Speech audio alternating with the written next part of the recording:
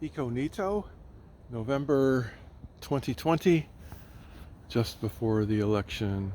Going to explain how I hacked into the campgrounds, what I call a smooth water spigot that does not have threads, in order to achieve getting some fresh water, which I desperately need since I'm a full-timer.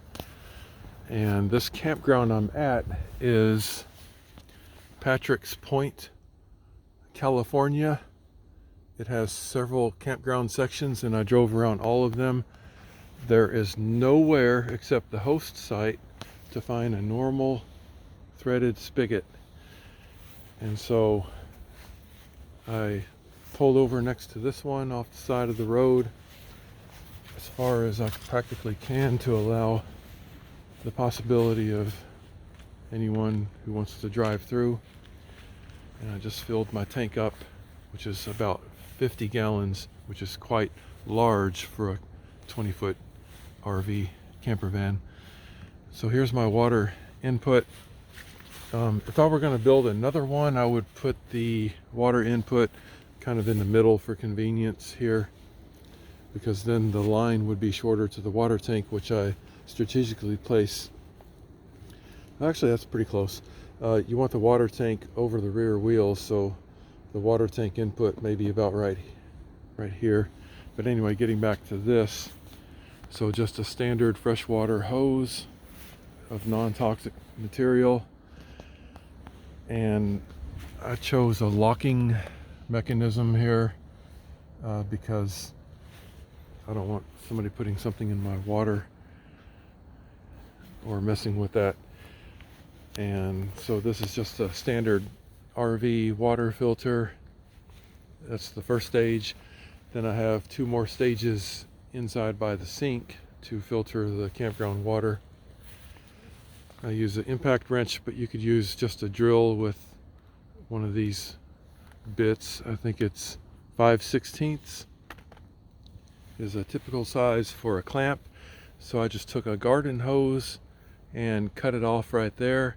Now this is not a drinking water garden hose, so this section here could be toxic if it gets really hot, like if you set this out in the sun.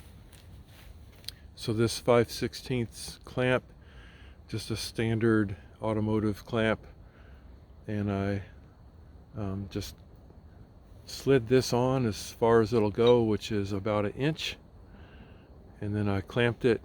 Don't want to make it too tight, don't want to cut this too short, because about once a year you're going to have to cut this off, because this end will start wearing off depending on how much you're using it. Typical campground spigots will have this kind of activation where to get the water you have to hold this manually. And so let me show you how it is, what it looks like. If I remove, so that's a typical campground water spigot, not designed. And I haven't had a campground host or park ranger complain about me doing this, because it's so surprising and radical to them. They're just in disbelief if they see this, so they generally just ignore me. One time I did ask for permission. If there is one really close watching, you want to go ahead and ask for permission and just tell them that your situation, that you just need water and you paid for a campsite. Sometimes day use areas will have these also. And again, if you see someone who works there, go ahead and the smoke. I'm not a smoker. This is just, it's cold and it's near the coast, so there's fog when I speak. And so you want to ask at day use area if you could use their smooth water spigot also.